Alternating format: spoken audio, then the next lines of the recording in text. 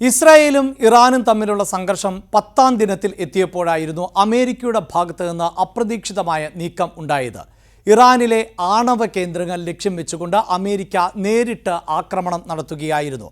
B-2 stealth ബോംബറുകൾ ഉൾപ്പെടെ ഉപയോഗിച്ചുകൊണ്ട് നടത്തിയ ആക്രമണത്തിൽ ഇറാനിലെ ആണവ കേന്ദ്രങ്ങൾ തകർക്കപ്പെട്ടു എന്നതായിരുന്നു അമേരിക്കയുടെ അവകാശവാദം, പ്രത്യേകിച്ച് അമേരിക്കൻ പ്രസിഡന്റ് ഡൊണാൾഡ് ട്രംപിൻ്റേത്. എന്നാൽ പിന്നീട് അത് പെൻറ്റഗൺ മയപ്പെടുത്തുന്ന സാഹചര്യം ഉണ്ടായി.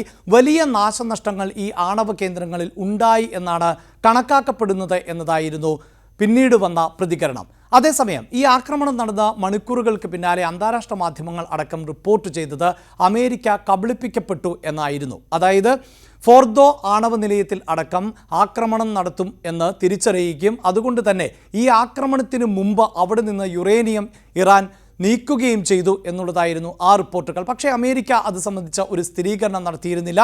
ഇപ്പോഴിതാ അമേരിക്കയുടെ ഭാഗത്ത് നിന്ന് സ്ഥിരീകരണം ഉണ്ടാകുന്നു. American vice president JD Vance ആണ് ഇക്കാര്യം തുറന്ന് സമ്മതിക്കുന്നത്.